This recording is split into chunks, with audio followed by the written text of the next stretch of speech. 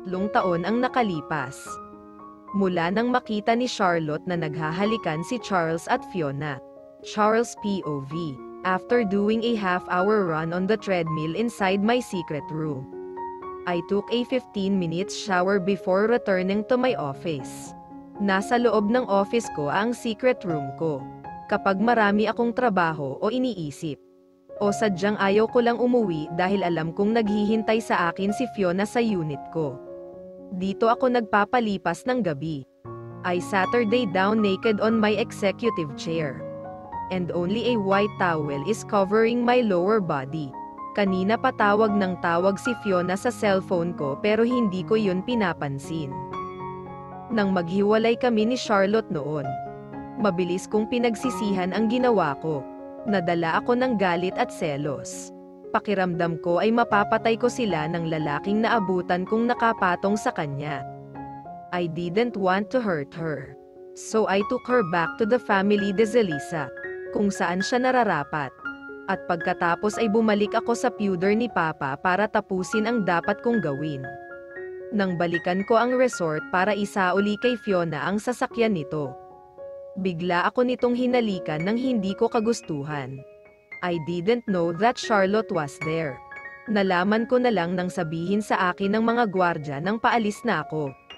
Binalikan ko siya sa hasyenda nila, pero wala na siya roon. Wala na rin ang buo nilang pamilya. Hinanap ko sila sa Maynila, pero nang mahanap ko ang address ng mga de Zelisa, nalaman kong nag-migrate na siya sa ibang bansa. At nakunan ito kaya wala na ang anak namin. When she left the Philippines, she took my heart with her. Inisip kong wala nang chance para sa amin dalawa. Na pinagtagpo lang pero hindi kami para sa isa't isa. Kaya sumuko na ako. Simula noon, iniwan ko na ang dati kong buhay. Pilit ko na rin kinalimutan si Charlotte. Fiona was there. I tried to commit myself to her. And before I knew it, engaged na kaming dalawa. Saka naman bumalik si Charlotte. She's now back. Bakit kailangan akong pahirapan ng ganito ng mundo? Halos mamatay ako. Makalimutan lang siya. Pero ngayon, kung kailan tanggap ko na, ito naman ang mangyayari. I need to forget you, Charlotte. Pag-aari na ako ni Fiona. At pag-aari ka na rin ng iba. Abala ako sa pagtatrabaho sa harap ng table ko nang marinig ang boses ni Sydney sa intercom. She's my secretary, and she's been working with me for a year now. Sir Charles, tumawag po ulit si Ma'am Fiona. Tell her I am busy. Bumuntong hininga ito. Opo, sir. Si Sydney lang ang tanging tumagal sa akin sa lahat ng mga naging sekretarya ko. Ito lang kasi ang hindi nang ahas na akitin ako o magbigay ng motibo. Laging nagagalit si Fiona at nag-iskandalo. Sinasabunutan niya ang mga nagiging secretary ko at umuuwi ang mga itong luhaan o hindi kaya ay kalbo. I turned my phone off the whole day. Iniiwasan ko pa rin si Fiona. Pero si Sydney naman ang binubulabog nito. Minuminuto itong tumatawag at nagagalit. Maya-maya, muli na naman tumunog ang intercom. What is it, Sydney? Sir, si Ma'am Fiona po. Tell her I am not here. Sabihin mong nasa labas. May business meeting. Ayaw pong maniwala. Then don't answer the phone. But, sir, Sydney, I am busy right now. I have to finish everything on my desk. Just ignore her and spare me the time I need. Okay po. Nagpapasalamat ako dahil sa sumunod na mga oras. Hindi ko na ulit narinig ang boses ni Sydney sa intercom. Naiiling ako sa sarili ko. Dahil wala ako sa sarili ko kagabi. Natambakan ako ng trabaho ngayon. I just can't stop thinking about Charlotte. Wala na nga akong natapos. Napuyat pa ako. Gusto ko siyang makita ulit. Makausap. Makamusta. Bakit nananabik ako sa kanya? May kumatok sa pinto ng office ko. Tumingin ako sa babaeng iniluwa ng pintuan. Sir Charles, 7 na po ng gabi. Dahil sa malalim na pag-iisip, hindi ko man lang napansin na gabi na pala. Napahilot ako sa aking sentido. Ano bang nangyayari sa akin? Bumalik lang si Charlotte. Hindi na ako makapag-focus. You can go home, Sydney. Mag-o-overtime po ba ulit kayo? Hindi.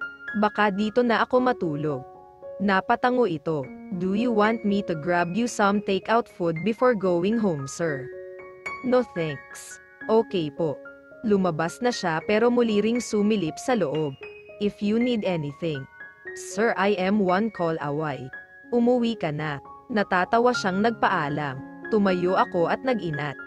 Hinubad ko ang blazer ko saka ito pinatong sa sandalan ng upuan ko. I went to my small bar counter inside my secret room and got myself a glass of whiskey. Nang makabalik ako sa upuan ko, nagtaka ako nang may marinig akong kumatok sa pinto. Sydney, I said you can go home. Bakit bumalik ka pa? Natahimik ako nang makita ang babaeng pumasok sa aking opisina. She wore a sparkling sexy dress. Kulay pula iyon at lantad ang mga braso. Hita, tiyan at dibdib niya. Halos wala na siyang maitago sa suot niya maliban sa kanyang maseselang parte ng katawan. Hello, Mr. Alegre. I am guessing Sydney is the name of your secretary. Nakatutok lang ang nga mata ko sa nakangiti nitong mukha habang papalapit siya sa akin. Charlotte, sambit ko. It's charm, she said, laughing. I preferred to be called that way. Lumapit ito sa lamesa at naupo sa ibabaw. You're looking good. Charles, umiwas ako ng tingin at huminga ng malalim. Bigla akong nataranta dahil sa presensya nito. Ni hindi ko na alam kung saan ibabelang ang mukha ko. Charlotte, nanigas ako sa kinauupuan nang sa pag-angat ko ng paningin. Bumungad sa akin ang mukha niya, ilang inches na lang ang layo mula sa akin. Let me ruin your tie. You look a lot sexier that way. Niluwagan niya ang kurbata ko at binuksan ang 3 butones sa suot kong puting polo. Nang matapos siya sa ginagawa ay nagkatinginan kami. Nagliliwanag ang mga mata niyang nakatingin sa akin. It's been 3 years. Pero pakiramdam ko, kahapon lang mula nang angkinin ko siya sa tabi ng batis sa probinsya namin. I am here to ask for a favor. She nodded. Gusto ko sanang makuha ang address ng kapatid. Nagtaka ako sa sinabi nito. Someone told me about your company. So dumiretso na ako dito. He's your boyfriend but you don't know his address. Natawa ito. He's not my boyfriend. Pero baka maging kapag ibinigay mo sa akin ang address niya. Lumunok ako sa narinig. Napansin kong nakangiti nitong iginala ang tingin sa buong office ko. Her eyes landed on the picture frame on my desk. Umarko ang kilay niya nang damputin ito at tiningnan. Kayo rin ang nagkatuluyan. Ano, tingnan mo nga naman. Natatawa niyang ibinalik ang picture namin ni Fiona sa kinalalagyan kanina. Actually, si Fiona ang may gusto na ilagay ang picture namin doon. Para daw malaman ng mga secretary ko na pag-aari na niya ako. Hindi ko alam ang address niya. Matapos sabihin iyon, pinilit kong ibaling ang atensyon ko sa mga papeles sa harap ko. Kapatid mo, hindi mo alam ang address. Do you seriously want me to believe that? Kalilipat lang niya. Paniwalaan mo ang gusto mong paniwalaan. She giggled before leaning towards me. Nang gawin niya iyon ay nakuha niya ang atensyon ko. Bumaba ang paningin ko sa cleavage niya na nakabuyangyang sa harap ko at parang inihahain ang sarili sa akin. How about his number? Mula sa cleavage niya, bumaba sa cellphone ko ang paningin ko. Nasa tabi ito ng mga papeles. I swallowed as I looked up to her face again. Ayaw mo rin ibigay. Napabuntong hininga ako. Wala akong nagawa kundi kumuha ng papel at isinulat doon ang numero ng kapatid ko. Inabot ko sa kanya ang papel. Thanks. Kinindatan pa niya ako. Paano? I'll go ahead. Bumaba siya mula sa table at parang sumasayaw ang puwet na naglakad palayo. Hindi ako mapakali. Titig na titig ako sa kanya at kahit anong pilit ko. Hindi ko kayang ibaling sa ibang direksyon ang mga mata ko. Pakiramdam ko kung hahayaan ko siyang makaalis ngayon. Pagsisisihan ko habang buhay. Charlotte. Dumagundong ang boses ko sa buong office. Natigilan siya at napalingon. Tumayo ako at mabilis na lumapit sa kanya. Kinuha ko ang papel sa kamay niya at pinunit ito. Hey, what are you? Hindi niya naituloy ang sinasabi nang bigla kong siniil ng halik ang kanyang bibig. Pilit akong itinulak ni Charlotte hanggang sa makawala siya sa mga halik ko. What are you doing, Miss Tet Alegre? Hindi ka pwedeng mapunta ka sa kapatid ko. Hindi ka pwedeng mapunta sa iba. Isinandal ko siya sa pinto at muli kong hinalikan. Ramdam ko ang mga kamay niyang pilit akong pinagtutulakan palayo. Pero nang tumagal ay unti-unti nadadala. Hanggang sa tumigil na siya sa pagpupumiglas. Inangkin ko ang bibig niya. Para akong batang uhaw na uhaw. Parang taong matagal nang hindi nakatikim ng pagkain. Sa tamis ng mga labi ni Charlotte, napawi ang uhaw at gutom ko. Binawi ko ang bibig ko at pinagmasdan ang maamo niyang mukha na matagal kong pinanabikang muling makita. Bigla niya akong sinampal. Sandali kaming nagkatitigan matapos noon.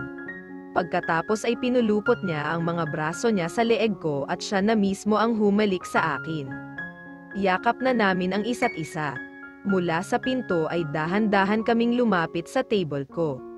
Inalis ko ang lahat ng sagabal sa ibabaw at inihiga siya roon. Bumaba ang mga hal-iko sa leeg niya.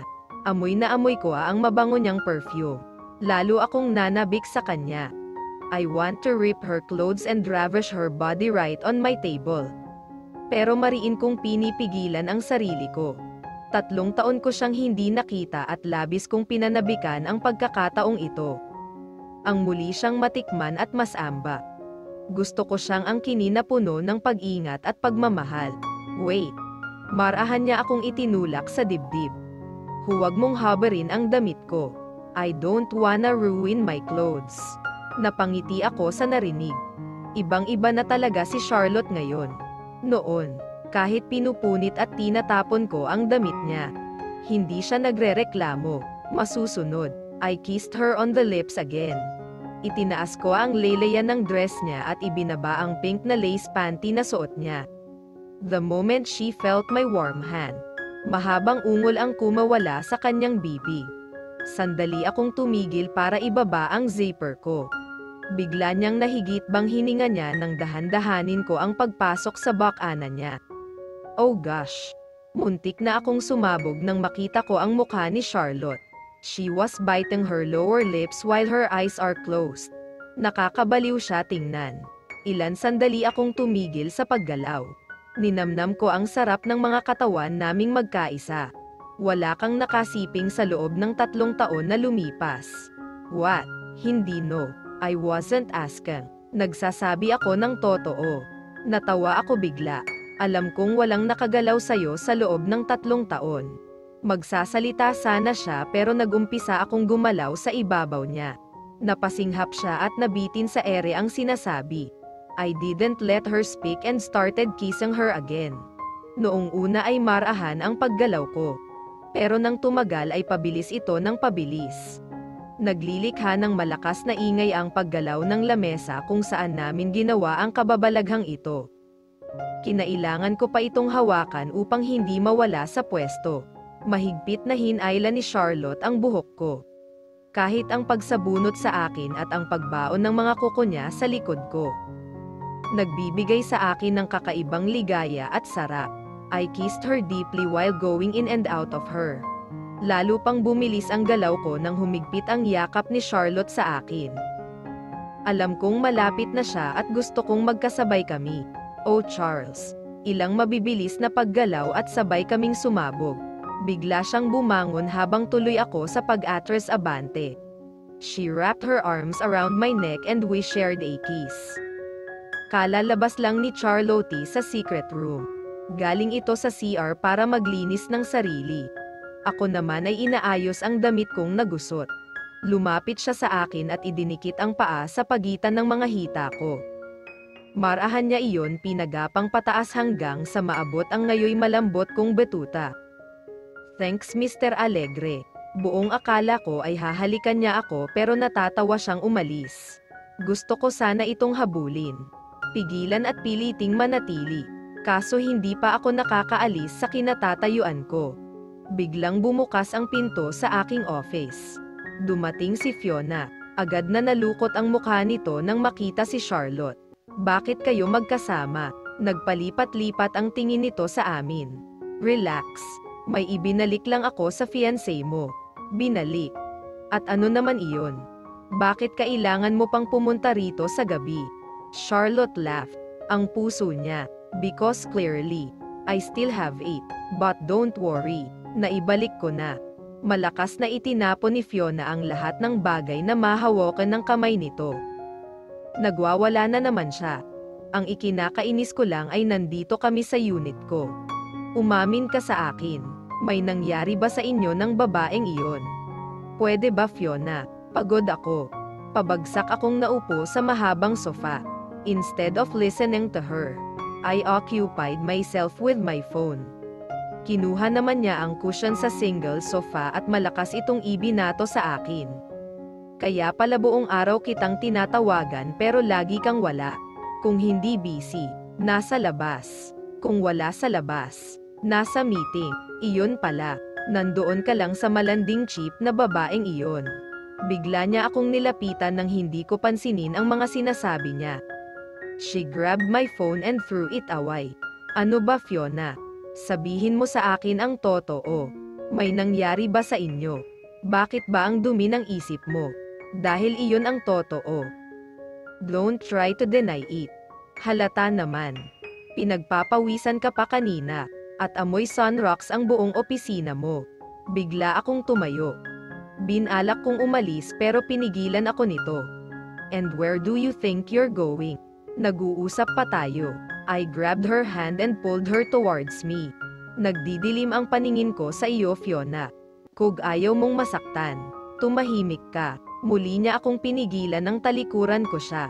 This time, mas mahinahon na siya at namamasa na rin ang gilid ng nga mata. Okay, sorry na. Ayaw ko lang naman na maaga ka niya sa akin. Pagod ako.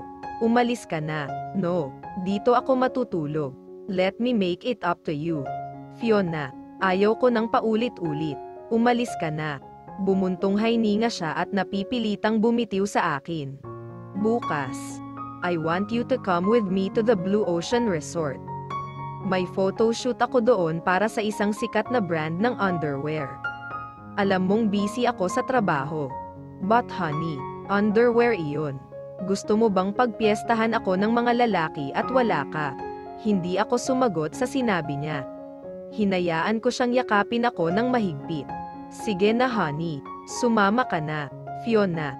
Natigilan ako sa pagsasalita nang biglang tumunog ang cellphone niya. Agad niya itong sinagot ng may masiglang boses. Yes, Razel, I'll be there tomorrow. Don't worry. Natigilan ito at mabilis na nalukot ang mukha. Nagtaka ako kaya hinarap ko ito. Anong ibig mong sabihin na may pagbabago? No, nauna niyo akong sinabihan kaysa dyan sa bago niyong nakuhang model. What? Sino ba kasi iyang nakuha niyo at saan basurahan niyo napulot? Hindi nagtagal ay napatingin ito sa akin. Gulat na gulat ang mukha. Makaraan ang ilang minuto ay mas lalong namula ang mukha nito at parang gusto nang magwala. Si Charm de Zelisa. Mabilis akong natigilan nang marinig ang pangalang iyon.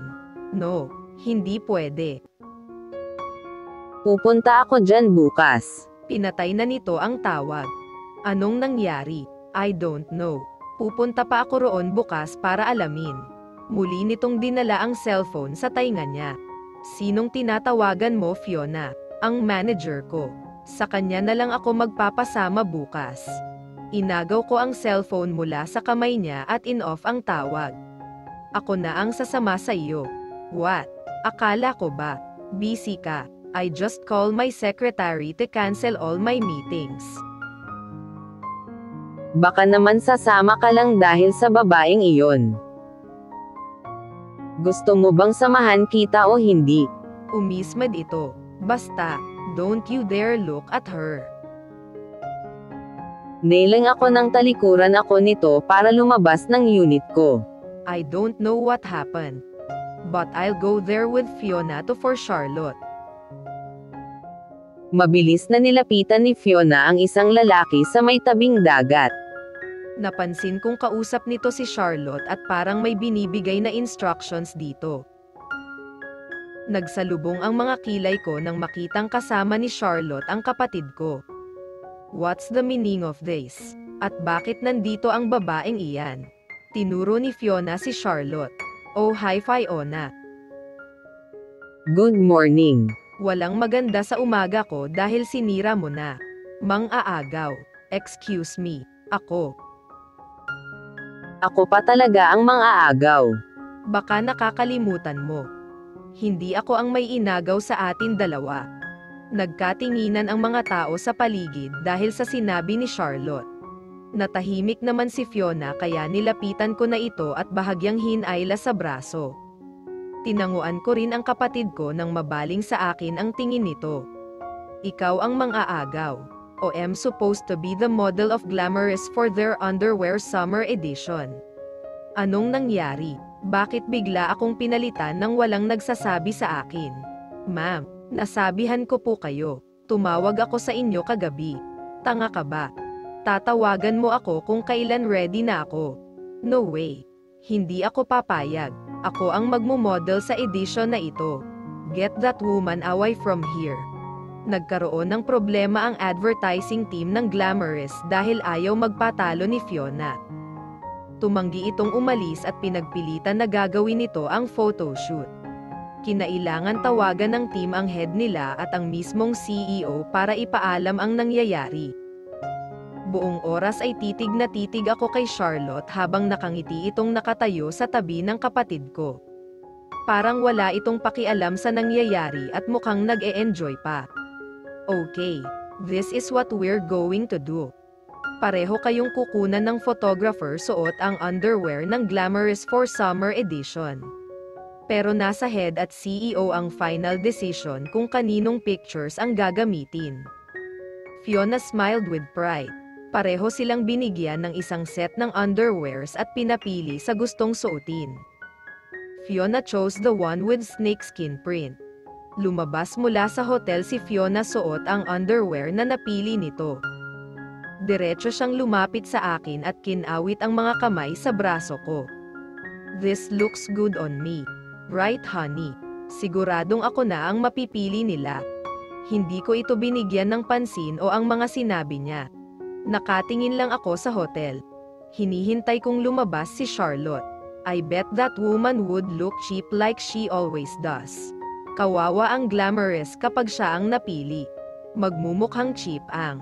Makalipas lang ang ilang sandali. Natawag ang pansin ng mga staff at ibang tao sa beach nang lumabas na si Charlotte.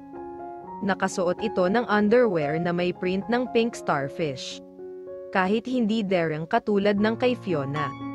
Simple ito yet cute and somewhat elegant. Lalong gumanda sa paningin ko ang underwear dahil sa tone ng kutis niya at sa nakakaakit na kurba ng kanyang katawan. Sexy na si Fiona, pero mas nakakaakit at ibang-iba ang dating ni Charlotte. Kaya siguro lahat ng mga mata nakasunod dito. At hindi ko nagustuhan nang makitang tutok na tutok sa kanya ang paningin ng mga lalaki sa paligid. Charlotte approached us and gave Fiona a silly smile. Good luck. Mukhang pokpok. Pwe, mahigpit ko siyang hinawakan sa braso. Stop it already. Ano ba? Bakit mo ba pinagtatanggol ang babaeng iyon? Umamin ka nga. Gusto mo pa rin ba siya? No, mabuti naman. Dahil mahal ko pa rin siya. Natigilan si Fiona sa sinabi ko. What's the point of hiding it kung totoo naman? Sa sobrang inis ko dito ay iniwan ko siya. Bumalik ako sa kotse ko pero nanatili akong nakaupo sa loob pinapanood ang bawat galaw at kilos ni Charlotte. Charlotte's POV. Katatapos lang ng photoshoot namin. Habang pinipili ang mga pictures at ang lunch namin. Naisipan kong pumunta sa swimming pool at mag-relax. Ayaw kong maligo ng dagat dahil sa tubig nitong maalat. Masisira lang ang balat ko. Nakangiti naman ako at ibig tumawa nang maalala ang mukha ni Fiona kanina. Sayang, agad na umalis si Charles. Magpapatikim pa sana ako dito katulad ng ginawa namin kahapon. At gusto kong mahuli kami ni Fiona. That was my plan, to ruin them. Pero dahil nauna na itong umalis, sa ibang araw na lang, mahaba pa naman ang oras ko. Marami pang pagkakataon para sirain ang kasal nila. Isinuot ko ang black shade na dala ko sa kapaigang naupo sa upuan na nasa tabi ng pool. Hinayaan kong maarawan ang buong katawan ko. Hindi naman masyadong masakit sa balat ang sikat ng araw dahil sa malakas na hangin mula sa paligid. Pwede ba? Umalis ka nga dito. Nagmulat ako ng mga mata at nakita ang naiiritang mukha ni Fiona. Her arms were crossed in front of her chest. I don't see your name around here. Ewan ko ba kung bakit nagpapapasok ng mga cheap ang resort na ito. Nagmumukha rin tuloy silang cheap. Mas mukha ka pang cheap kaysa sa resort. Trying hard to be a socialite. Pero pangit naman.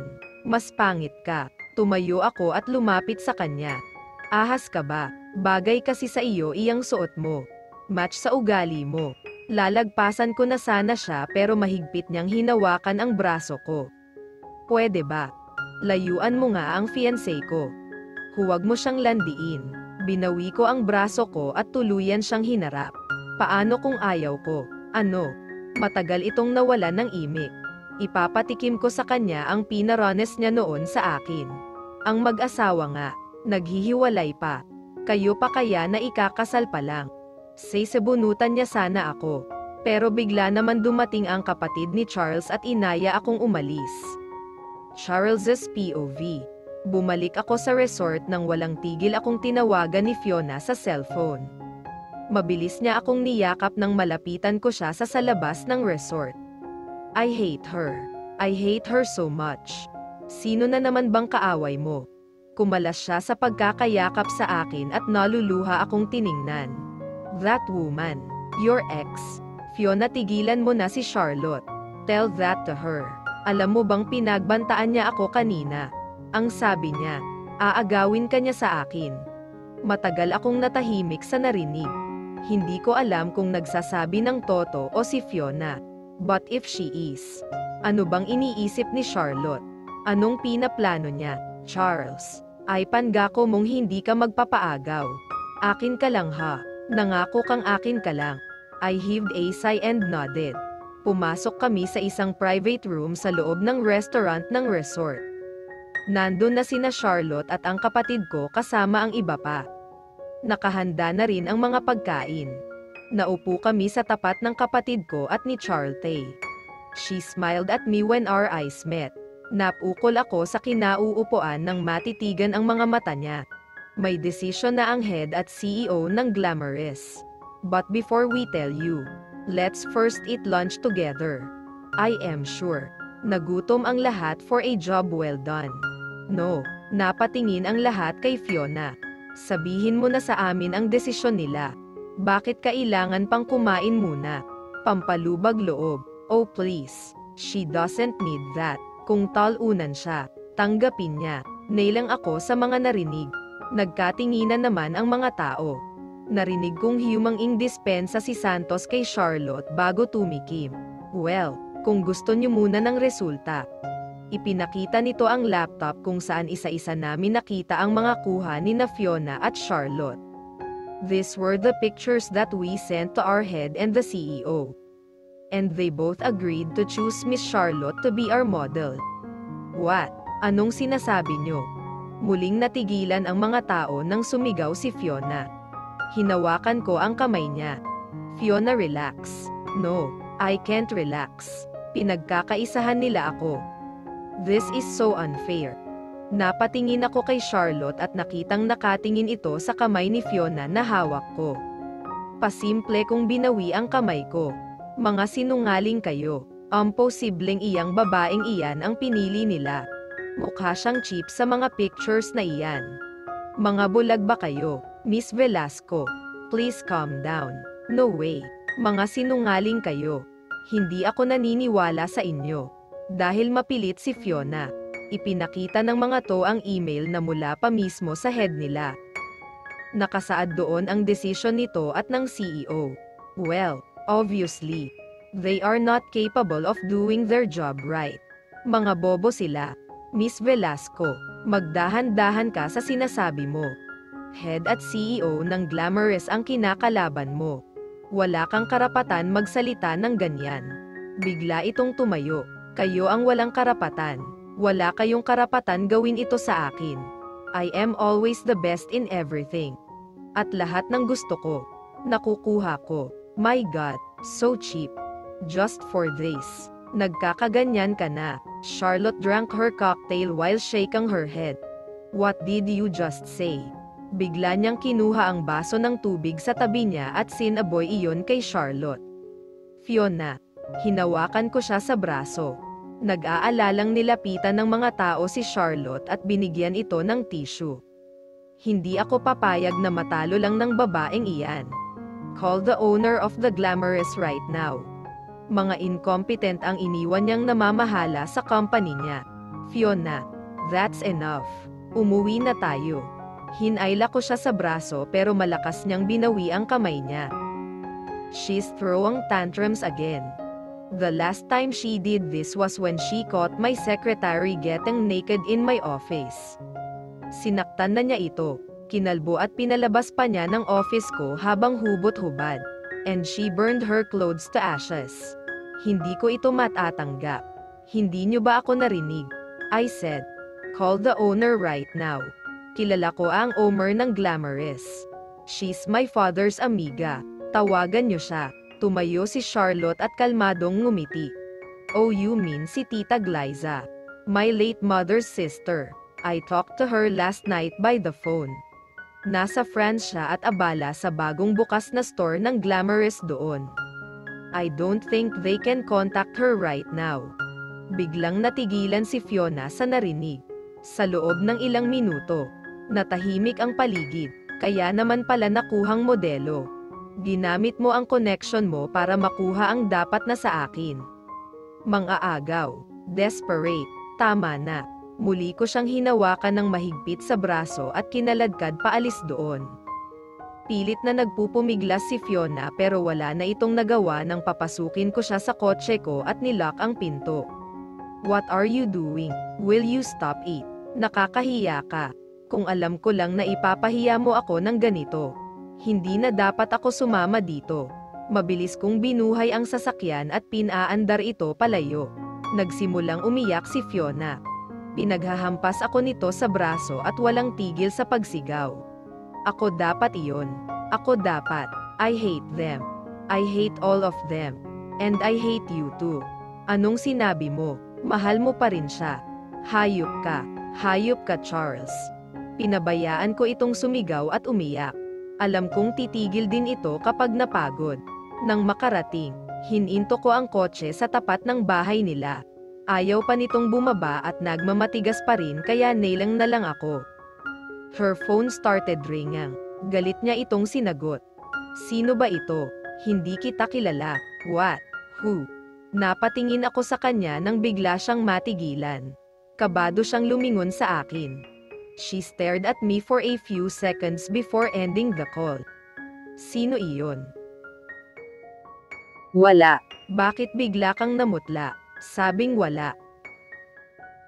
Bababa na ako. Mabilis itong lumabas ng kotse ko. Nagsalubong ang mga kilay ko habang hinahatid ng tingin si Fiona. Palinggan-lingon ito sa akin at sa paligid. Namumutla ang mukha at parang may kinakatakutan. Charlotte's POV. Habang nasa Amerika pa ako at nagtatrabaho. Nakaipon ako ng sapat na pera para bumili ng isang beach resort dito sa Pilipinas.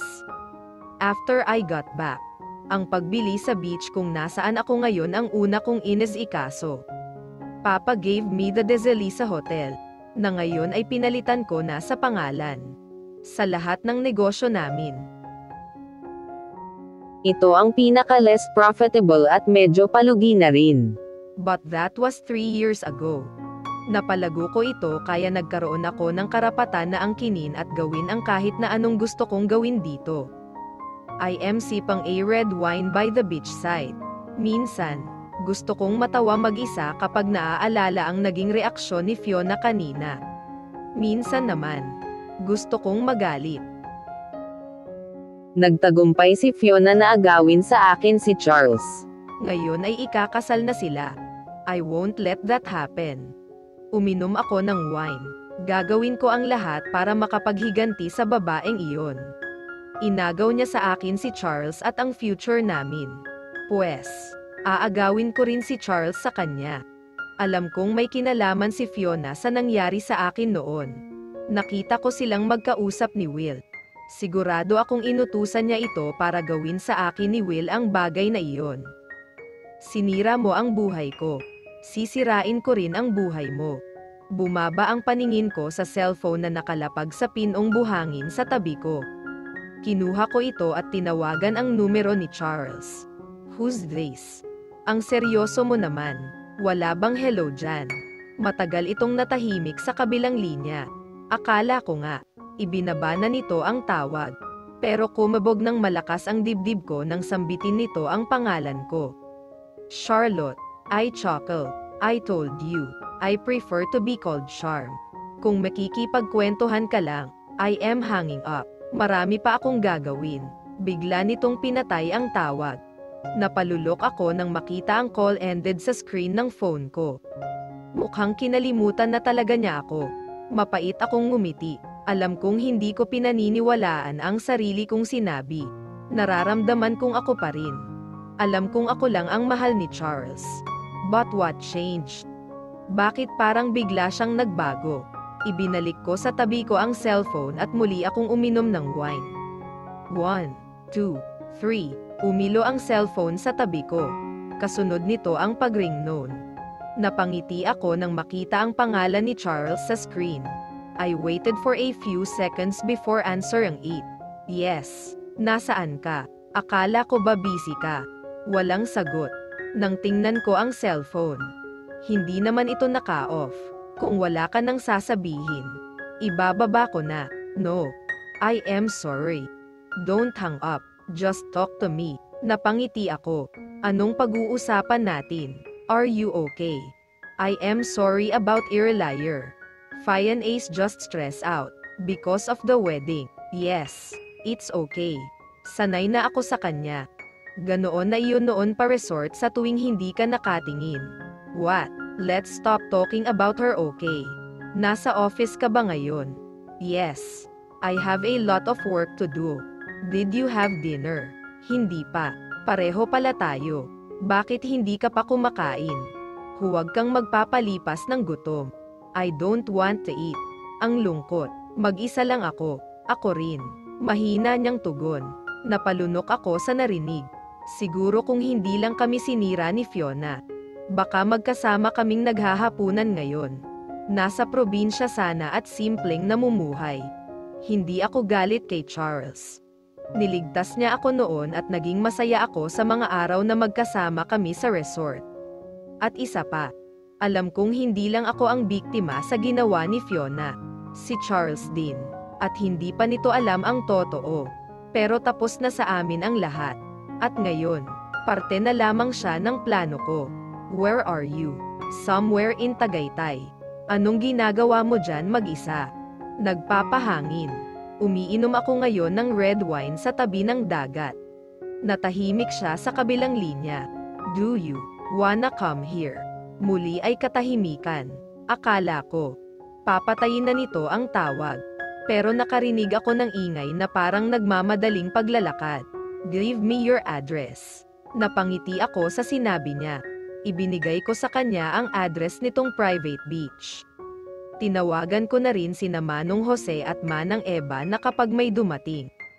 Pagbuksan ng gate, silang dalawang matatanda ang caretaker nitong beach house. Halos 1 oras lang ang hinintay ko.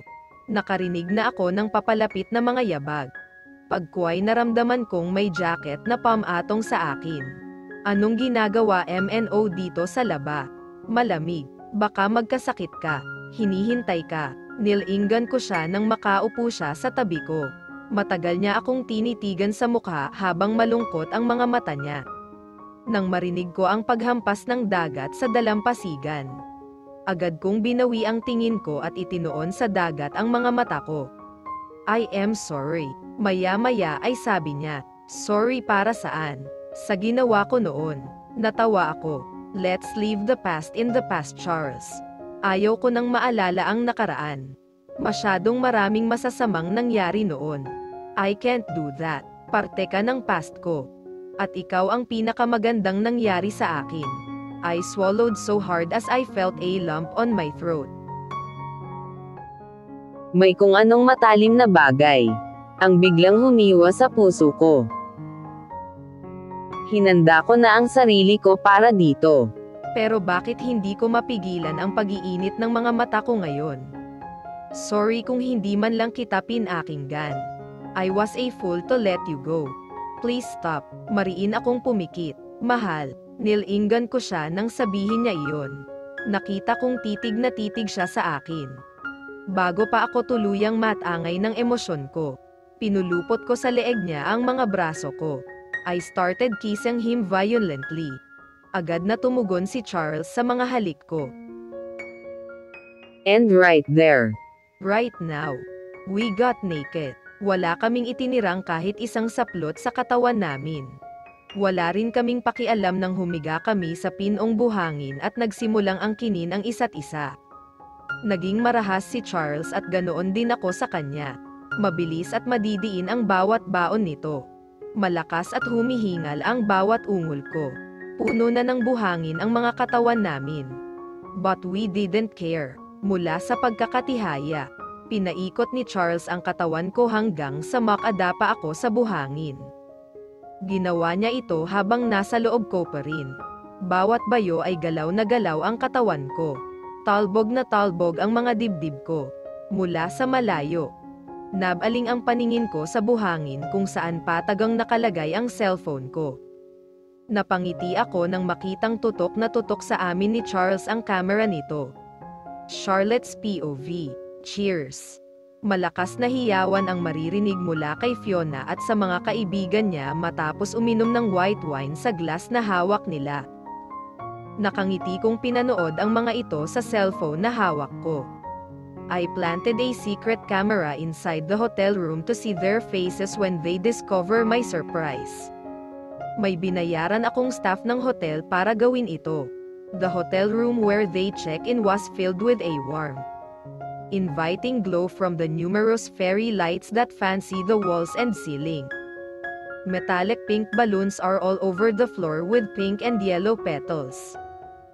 Fiona's besties had spared no expense to make over the luxurious hotel room into a scene of pure decadence. She was in all white with her bodycon dress that hugs her body. May bachelorette party sash pa itong suot. Habang ang mga besties niya ay nakasuot ng pink dresses. Nakaupo si Fiona sa malaking kama that was covered with silky golden fabric and with plush pillows. Nakaupo naman ang 5 kaibigan nito sa dalawang magkaharap na luxurious sofa. In between them is the glass table filled with plenty of drinks and expensive foods. Also loud music was blasting inside the room. Naiinis talaga ako sa babaeng iyon. Palibhasa. Naglalaway pa rin sa fiancé ko kahit hindi na siya gusto. Hindi may pinta ang mukha ni Fiona nang padabog itong magkwento. Girl, ikakasal na kayo ni Charles. Wala nang magagawa iyang Charlotte na iyan kahit lumuha pa siya ng dugo. Right, Trisha. So if I were you, Fiona, don't stress yourself too much. And as long as you have your fiance's heart, sa'yo lang si Charles. The question is, sure ka ba na mahal ka niya? Natigilan si Fiona at napalunok dahil sa tanong. Nakita ko ang bahid ng pag-aalinlangan at inis sa mukha niya. Lalong lumapad ang ngiti sa labi ko. What kind of a question is that? Of course. Patay na patay sa akin si Charles. Ibig kong matawa. Ilusyonada. Really, girl? Eh bakit parang nakalunok ng lemon ang fiancé mo sa araw engagement party nyo? Natigilan ang iba sa tanong ng isang kasama nila. Sinama naman ito ng tingin ni Fiona. May gusto ka bang palabasin? Hey Fiona, relax ka lang. Nandito tayo to have fun. Let's not ruin the night. Hindi ko na talaga mapigil ang tawa ko. Kahit anong gawin nyo, masisira talaga ang gabi nyo. Lalo na ang kaibigan nyong trying hard social era. Hay nako. Huwag mo na kasing isipan iyan, girl. Masisira lang ang gabi mo. It's your bachelorette party. Mag-enjoy ka. Oo nga naman. Huminga ng malalim si Fiona. Umayos na ang timpla ng mukha nito at ngumiti. Thanks girls. Especially to you, Lorena. Thanks for all the hard work to organize this party. Pinagaan nyo talaga ang loob ko. Kahapon pa ako naiinis dahil sa pang-aagaw na ginawa ng Charlotte na cheap na iyon sa trabaho ko. Naatim ba naman mag-model sa aglib niyang iyon? Nagtawanan sila, uminom ang mga ito ng wine at kani-kanyang subo ng pagkain. Maya-maya lang, tumayo ang babaeng tinawag nitong Lorena at may kinuha sa loob ng fridge. Girl, we have a surprise for you. Nilapitan nito si Fiona, dala ang cake na may hugis na ari ng lalaki. Nagtilian ang mga ito at nagtawanan. My God, what's that? Lorena. Nilapag ni Lorena ang cake sa harap ni Fiona. Napahawak sa tapat ng dibdib nito si Fiona at umaktong nagulat. Akala mo talaga hindi nito paborito ang nasa harap niya. Go ahead, Fiona. Have a taste of that huge and hard. We know that you love it. Nagtawanan ang mga ito. Oh my gosh. No girls. Nakakahiya. Kayo talaga. Eat girl. Are you guys serious? This is so embarrassing. No killjoy. Girl eat. Muling nagchant ang mga kaibigan nito. Pabebing tumayo si Fiona. Binuka ang bibig. Sinubo ang ulo ng hugis-ari na cake at kinain. Nagtawanan at naghiyawan ang mga kasama niya. Sinimulan na ng mga bridesmaids niya ang pagbibigay ng gifts sa kanya. Nagpatuloy ako sa panonood sa kanila habang naririnig ang malakas na tugtog sa paligid ko. And of course, we prepared something for you na surely you will love. Baka nga ay uwi mo pa. Ano na naman ang pakulo nyo? Girls, mabilis na lumapit ang isa niyang kaibigan sa pinto ng hotel room. Nang buksan nito iyon ay pumasok ang lalaking nakasuot ng cowboy costume. Napangiti ako nang maalala si Charles. Ganoon na ganoon ang get-up nito dati, wearing his cowboy clothes while riding his pet horse. Oh my God, who is that? A stripper. One last wild night before you tie the knot, girl. Magwala ka na. Nag-iba ang tugtog sa kwartong kinaroroonan nila. Naging maalay ang music na maririnig sa paligid. Nagsimula naman sumayaw ang lalaking binayaran ng mga ito. Bawat sayaw ay unti-unti nitong hinuhubad ang suot nitong damit. Let's drink. Girls. Uminom ulit ng wine ang mga ito. Lumapit naman ang lalaki kay Fiona nang tuluyan nitong maubad ang costume at tanging red na brief na lang ang natira sa katawan.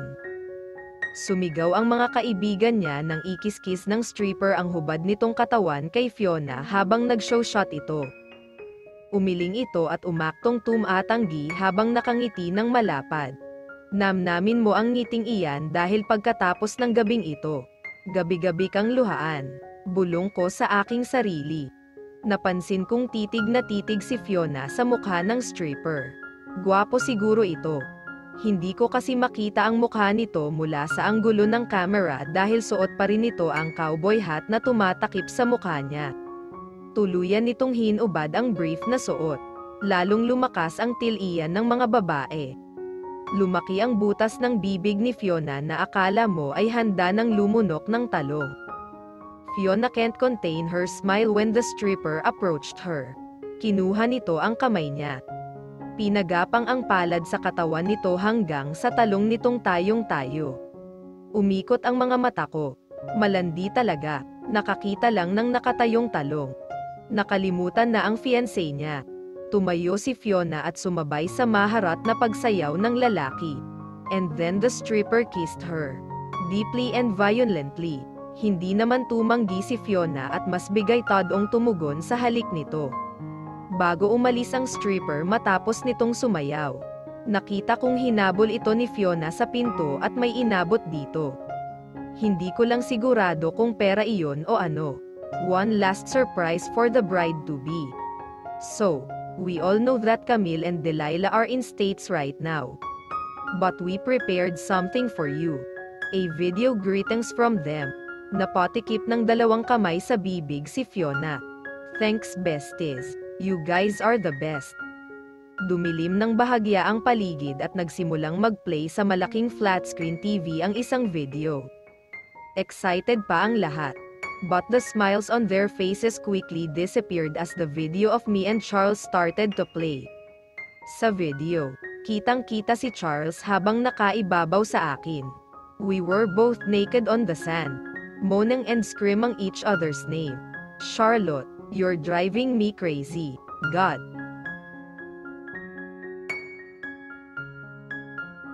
I love you, mahal. Biglang tumayo si Fiona at malakas na sumigaw bago binato ang hawak nito. Wine glass sa screen ng TV. Hindi ko napigilan ang matawa ng mahina. Pilit kong tinatakpan ng palad ko ang sarili kong bibig upang hindi makagawa ng ingay.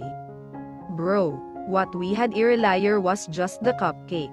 Now it's time for the cherry on top. Naghiyawan ang mga lalaki sa labas. Gusto ko pa sanang panoorin ang pagwawala ni Fiona na parang sinapian ng masamang espiritu. Pero pinatay ko na ang cellphone ko. Inipit ko ito sa siliyang kinauupuan ko bago naghanda. Umailan lang ang malamyos ngunit maharat na tugtog sa buong paligid. Narinig kong may nagbilang ng 3. Sa ikatlong bilang ay biglang bumagsak ang kahon kung nasaan ako. Tumayo ako at nagsimulang sumayaw. I am wearing a red silk nightgown with a mask on my face. Ito ang costume na sinuot ko para sa bachelor's party ni Charles. Yes, tonight is his bachelor's party. At ako ang mananayaw para sa huling gabi nito bilang binata. Iyon ay kung matutuloy ang kasal nila ni Fiona. Kanina pa ako nasa loob ng kahon at naghihintay ng tamang oras para lumabas ako. The whole time I was inside the box. Charles and his friends were busy drinking and partying outside. Nasa isang exclusive club kasi sila. Inupahan ng mga kaibigan niya ang club na ito ng isang buong gabi para lang sa kanya. And to be honest, I am not the only dancer in here. Maliban sa akin ay may 4 pang mga babae ang sumasayaw sa harap nila. Kumbaga ako lang ang pinaka-main course. Lumakas ang hiyaw ng mga lalaki ng landian ko ang paggiling at pagkembot ng malambot kong katawan. Sa puti at kinis ng balat ko, talagang nauulol sa akin ang mga ito. Tila na etsepwera na nga ang 4 sa unahan ko dahil sa akin na lang nakatutok ang paningin ng lahat. Hinanap ng mga mata ko si Charles. He was sitting right at the center and watching me intently while holding a glass of alcohol in his hand.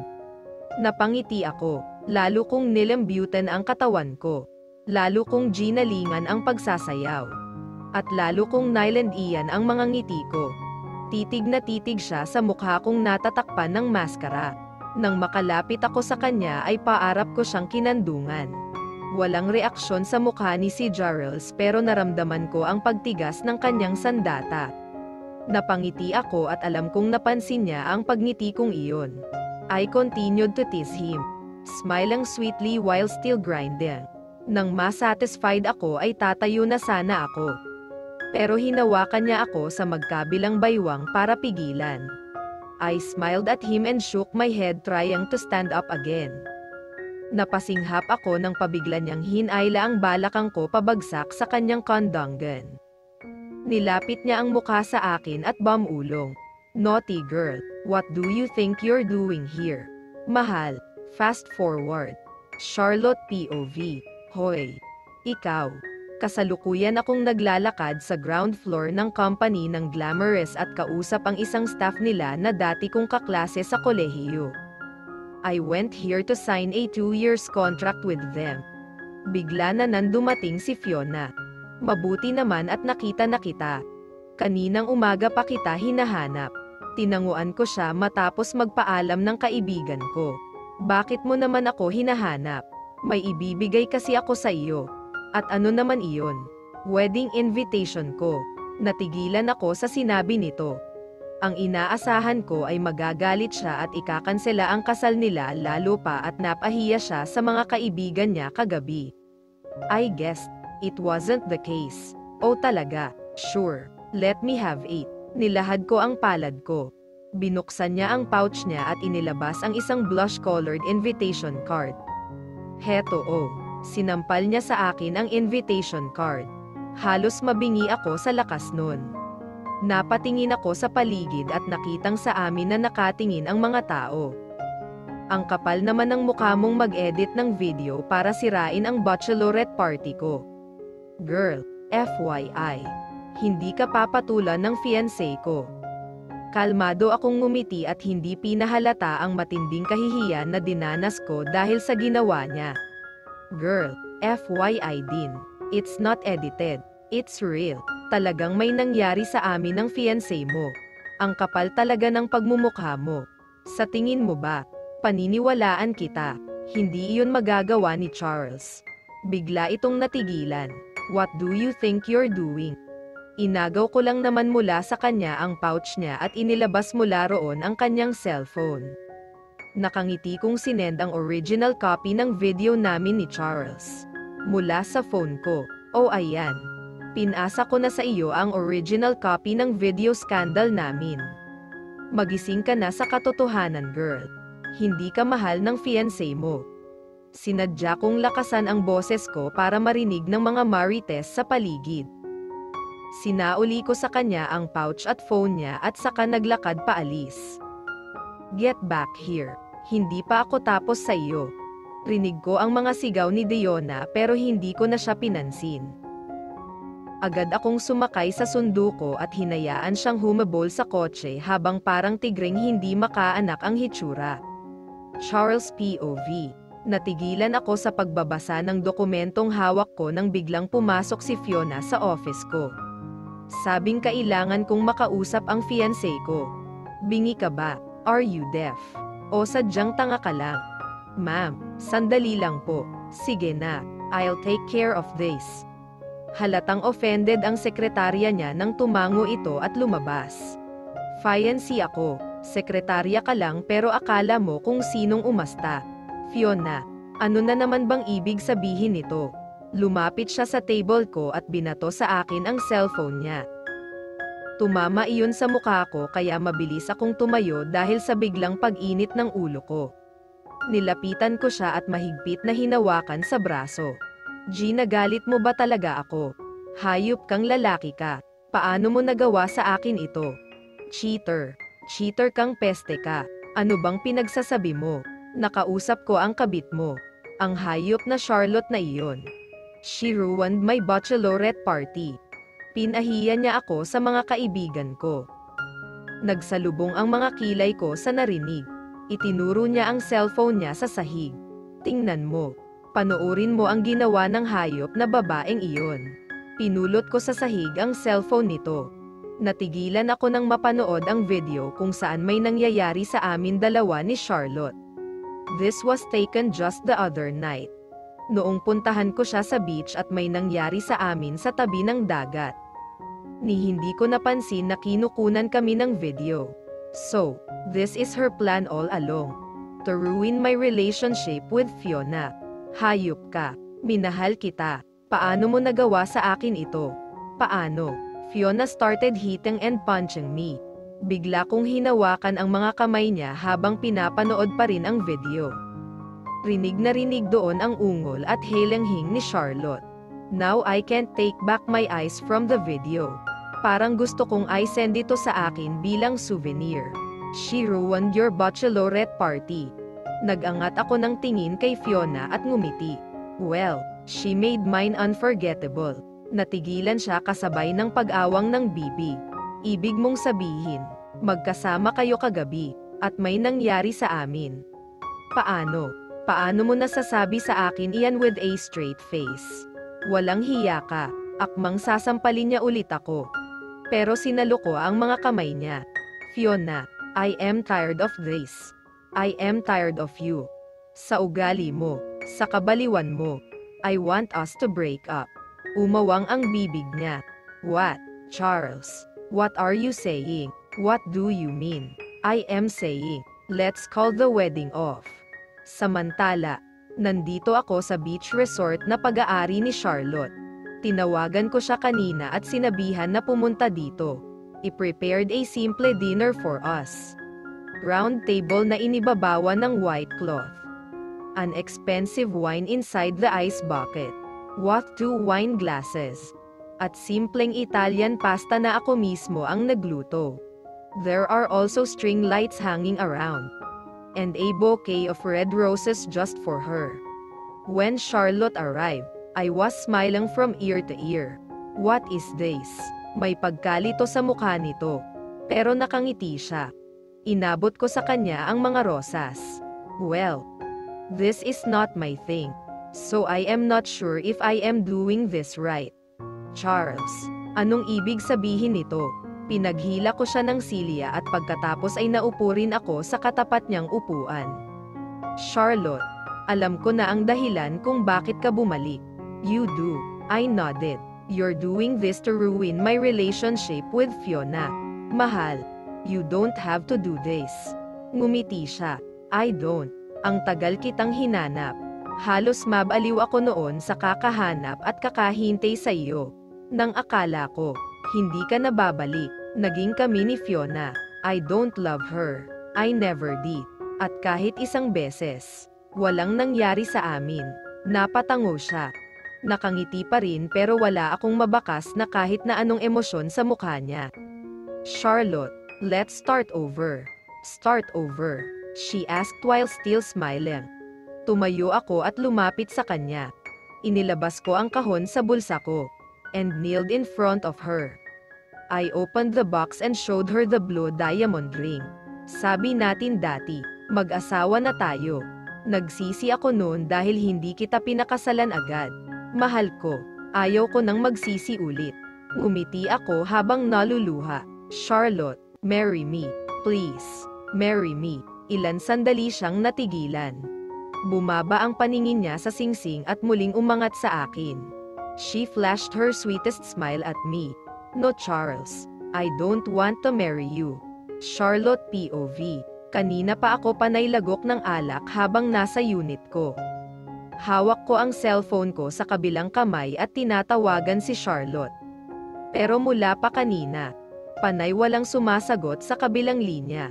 Binato ko ang hawak kong baso ng sa pang-10 beses na subok. Hindi pa rin ito sinasagot ang tawag ko. After proposing to her last night, she turned me down while smiling at me. Nakangiti pa siya.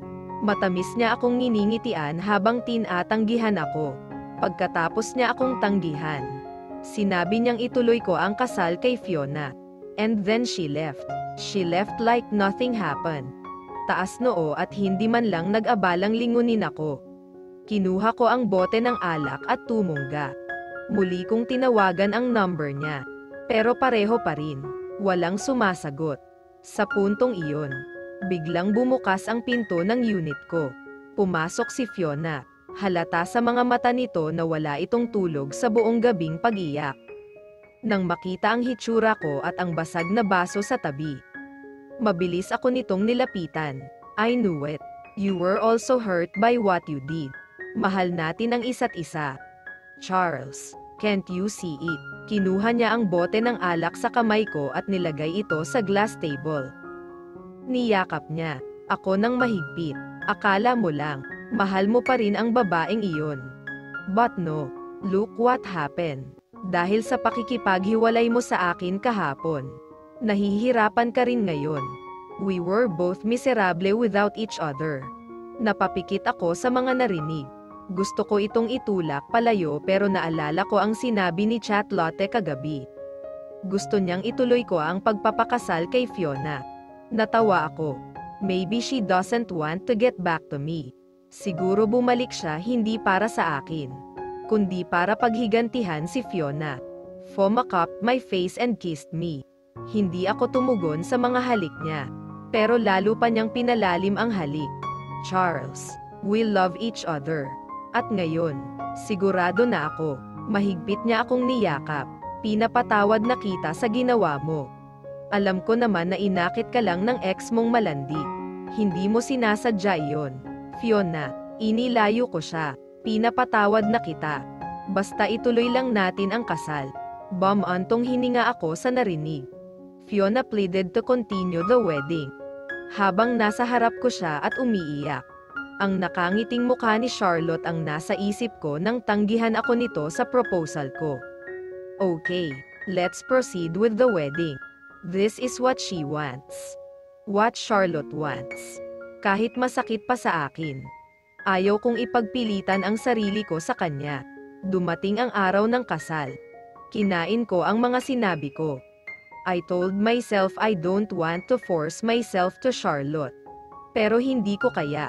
Habang nasa simbahan at naghihintay sa pagdating ni Fiona. Panay tawag ako sa numero ni Charlotte. Hindi ko na mabilang kung ilang beses kong sinubukan na kontakan ito. Pero kagaya nun, hindi niya sinasagot ang mga tawag ko. I wrote her a message. I am at the church right now. It's my wedding day. Charlotte, please, just answer my call. Or reply to my text messages. Isang sagot o reply lang. Isang sabi lang na puntahan kita. Iiwan ko ang kasal ko. Aalis ako at pupunta sa iyo. Sinubukan ko ulit itong tawagan matapos ipadala ang mensahe. Malakas na kumabog ang dibdib ko nang may sumagot sa kabilang linya.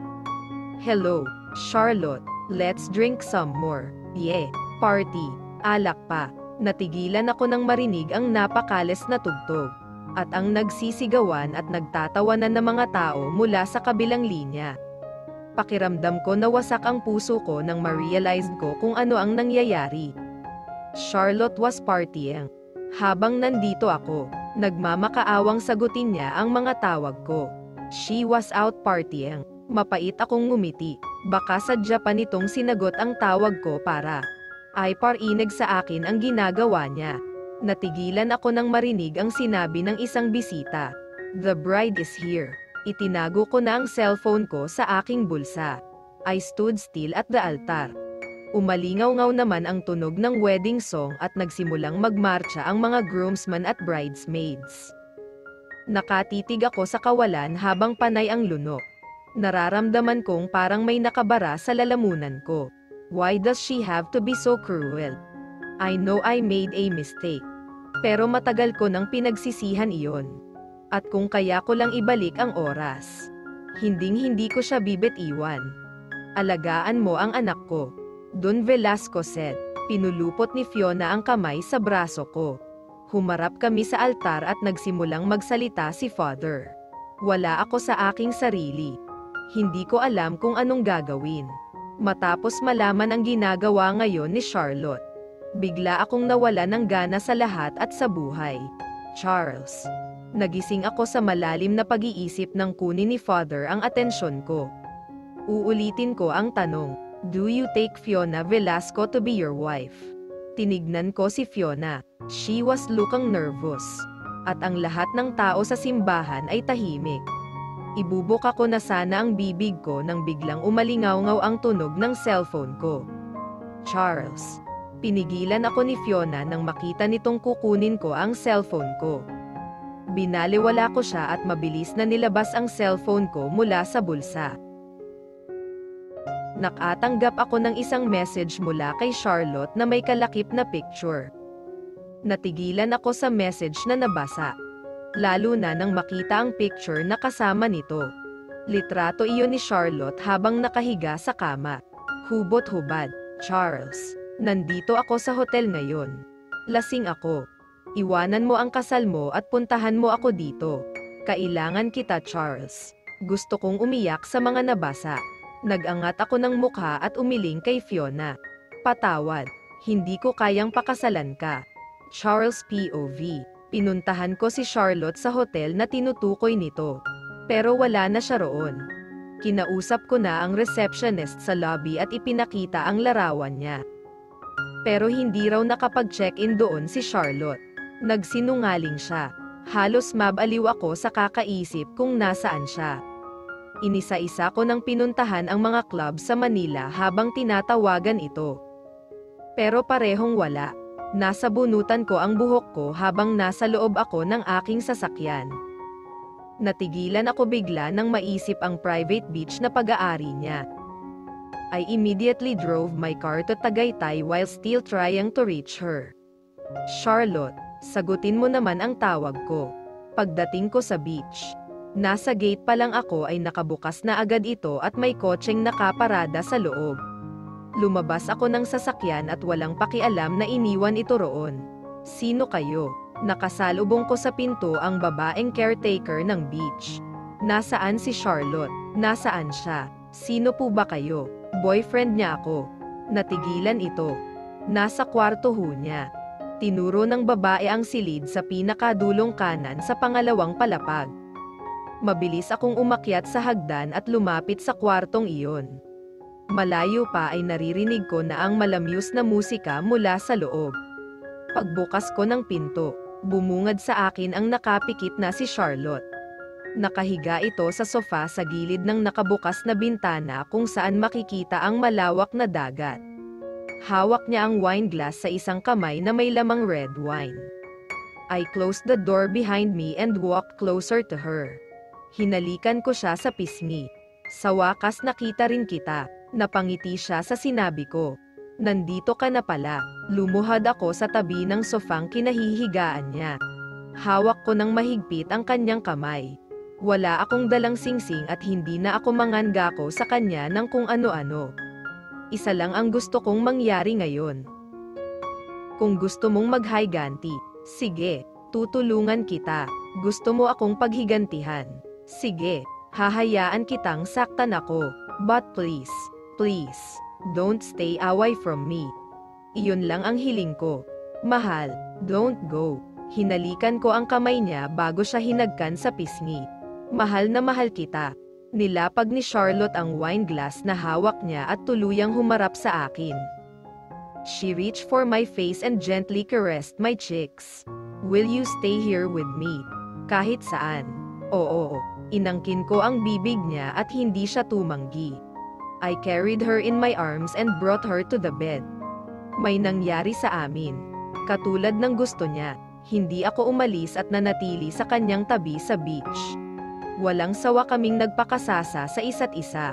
Kinalimutan ko na ang ibang bagay maging ang sarili kong kumpanya na itinayo ko mula sa wala. Para lang sa kanya. Charlotte forbid me to check my phone. Kaya hindi ko na alam ang nangyayari sa Manila at hindi ko rin maibilin ang mga naiwan ko sa mga kapatid ko. Maging ito ay hindi na rin humawak ng cellphone. In-enjoy lang namin ang mga oras na magkasama kami. At para bang bumabawi sa 3 taong hindi kami nagkita. Samantala, lumipas ang 1 linggo. Nakangiti ako habang tinitingnan ang mga modelo na naglalakad sa runway. Kanina ko pa hinihintay ang paglabas ni Charlotte.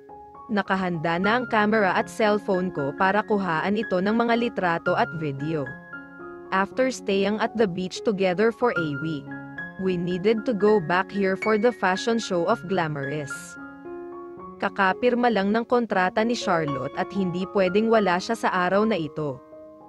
And I want to be a supportive boyfriend. Kaya hindi ko pinalampas ang pagkakataong makita siya sa unang fashion show na kasama siya. Nang oras nang lumabas ni Charlotte, hinanda ko na ang camera ko para kuhaan ito ng ilang pictures. Ibang-iba siya sa itaas ng stage. She was fiercer and more sophisticated. Pagdating niya sa gitna ng runway, 2 lalaki ang biglang umakyat sa stage sa magkabilang gilid niya. Nagulat ang ibang tao. But soon after they were mesmerized when the 2 men started tearing her gown into 2.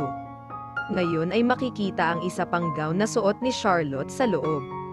Matingkad at kulay pula, mas kaakit-akit at talagang agaw pansin lalo pa at siya ang may suot. The act was part of the show and she already told me about. Baka raw kasi bigla akong sumugod sa itaas at pagbubugbugin ang mga staff nila kaya inunahan na niya ako sa surpresa. Pero hindi iyon inaasahan ng mga taong nanonood kaya mas lalo nilang hinangaan si Charlotte. Lalong lumakas ang palakpakan sa paligid. Nakipalakpak na rin ako habang nakatingala sa kanya. When she reached the end of the platform, umikot siya at matapang na humarap sa camera. Bigla akong natigilan nang makitang umakyat si Fiona sa stage at binuhusan ng honey si Charlotte. "Oh my God!" Charlotte exclaimed while in shock. "Iyan ang dapat sa iyo." Habang tulala sa matinding gulat ang ibang tao, mabilis akong tumayo at patakbong lumapit sa kanila. Nakita kong inabot ng mga kaibigan ni Fiona dito ang jar na puno ng langgam. Fiona was about to open it when I got a hold of her arm. "Fiona." Nagulat ito nang makita ako. "Charles." Kinuha ko ang jar mula sa kamay niya at itinulak siya mula sa itaas ng stage. Nasalo siya ng kanyang mga kaibigan. Bigla kong binuksan ang jar na hawak ko at binuhos sa mga ito ang laman noon. They all screamed and started panicking. Nabitiwan nila si Fiona habang pilit tinatanggal ang mga langgam sa kanilang katawan kaya bumagsak ito sa sahig. "Charles, help me." Nilingan ko si Charlotte at nakitang punong-puno ito ng honey sa mukha at katawan. Maging ang dress na suot nito ay sira na. Mabilis kong hinubad ang blazer jacket na suot at pinasuot sa kanya. "Let's get you out of here." Buong oras mula sa biyahe hanggang sa makauwi kami sa bahay niya. Panay reklamo si Charlotte. Galit na galit ito kaya kung ano-anong salita ang lumalabas sa bibig. That was my first walk. Charles. At nasira lang ng dahil kay Fiona. Nababaliw na talaga ang babaeng iyon. Napahiya ako sa mga tao. And it was aired live pa. She got out from the shower. Inis na inis siyang lumapit sa kama at naupo sa dulo. "Look at me. Naligo na ako but I am still a mess." Lumapit ako habang dala ang puting tuwalya sa kamay. Inumpisahan kong pinunasan ang buhok niya gamit ang tuwalyang hawak ko. "Huwag kang mag-alala, aayusin ko ito." "Paano mo aayusin ito? Kung noon nga, wala kang naayos. Ito pa ba?" Mariin akong lumunok sa narinig. "I am sorry. She's right. Wala pa akong nagagawang tama para sa kanya.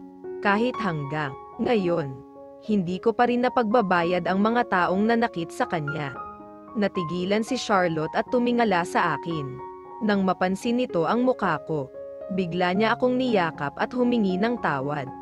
"Patawad sa mga nasabi ko, Charles." "No, it's okay." Bumaba ang mukha ko at hinagkan siya sa ulo. Nadala lang ako ng galit ko. "I am sorry. It's okay, mahal."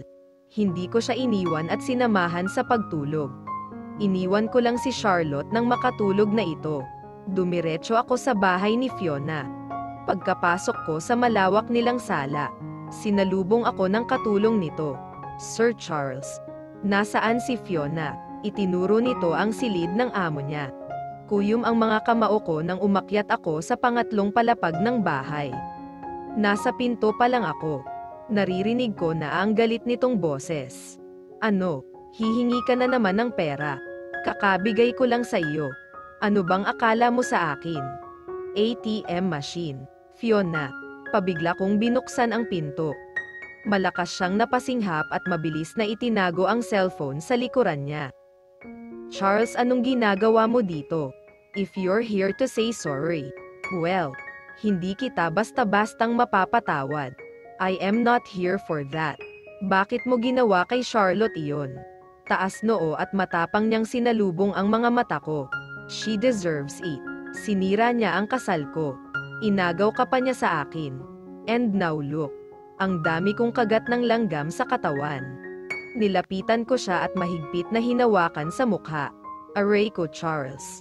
Sa susunod na sasaktan mo si Charlotte, baka makalimutan kong naging girlfriend kita. I am still your girlfriend. Do you think susuko na lang ako ng ganoon kadali?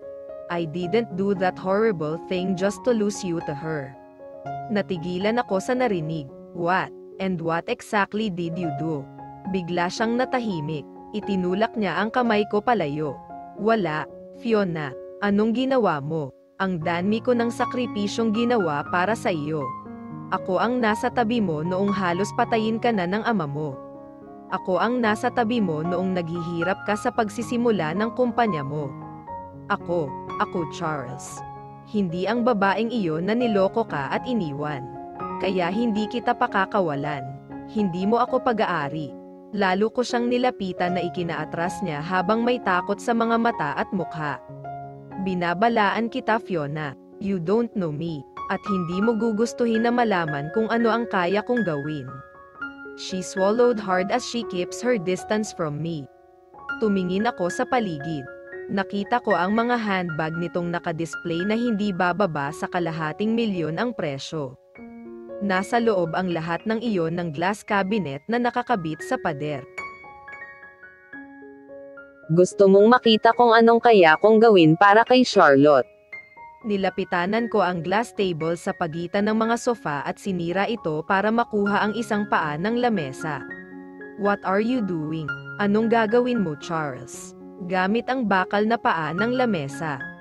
Pinagbabasag ko ang glass cabinet sa magkabilang pader ng kwarto niya at pinagsisira ang mga handbag niya. Nagkalat sa sahig ang mga bubog pati na rin ang collections at limited edition ng mga sikat na brand ng bag na kinababaliwan niya. Sinubukan akong pigilan ni Fiona, pero patuloy kong sinisira ang lahat.